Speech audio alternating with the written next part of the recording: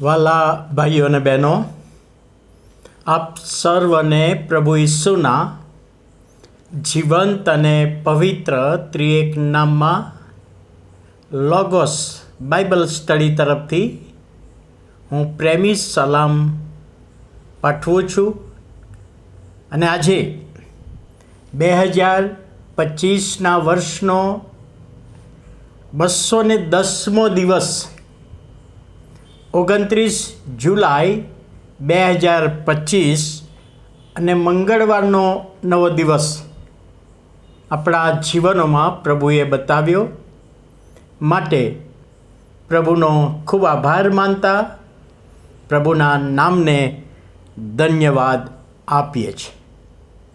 પાછલા વર્ષોમાં 11મી સપ્ટેમ્બર 2001ના રોજ અમેરિકામાં 9/11નો જે બનાવ બન્યો એ આજે હું યાદ કરું છું.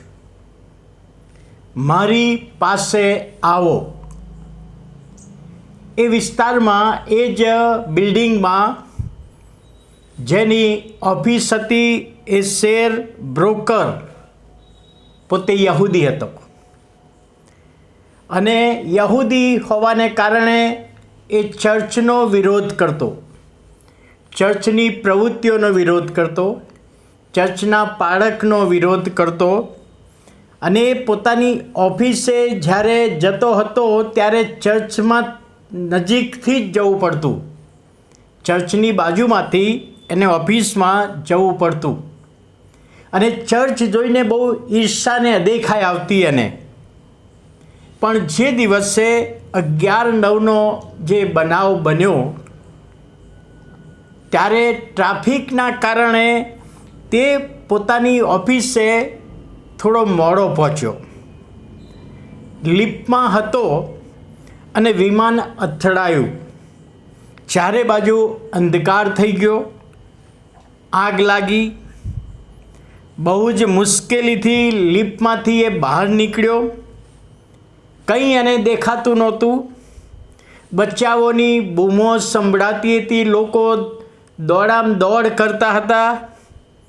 એક માણસ આવ્યો આ શેર બ્રોકરની પાસે.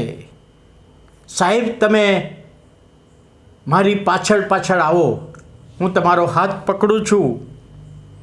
અને તે આવેલો જે માણસ એ શેર બ્રોકરને પોતાનો હાથ પકડીને બાજુમાં જે ચર્ચ હતું એ હોલમાં એમને લઈ ગયો.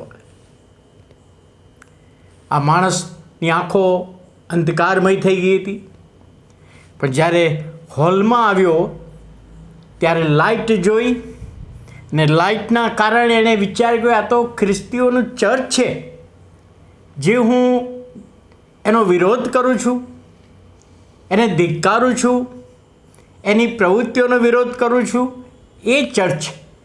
દરરોજ આ ચર્ચ આગળથી તો હું પસાર થઉં છું.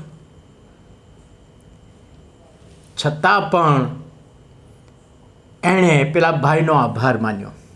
ભાઈ, તમે મને અહીંયા આ ચર્ચ હોલમાં લાવ્યા માટે તમારો ખૂબ આભાર માનું છું.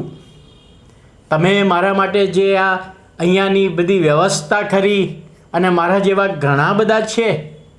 અને આ દિવાલ પર સામે જે વાક્ય લખ્યું છે, ઓ વૈતરું કરનારાઓ ને બહારથી લદાયેલાઓ, તમે સગડા મારી પાસે આવો અને હું તમને વિશ્રામો આપીશ. અને તો માથીની લખેલી સુવાર્તા તેનો 11મો અધ્યાય અને 28મી કલમ. પ્રભુ ઈસુનું એ આમંત્રણ છે. અને આ ભાઈ કહે છે, હું જેનો વિરોધ કરતો હતો એ જ ચર્ચવાળાઓએ મને રક્ષણ આપ્યું.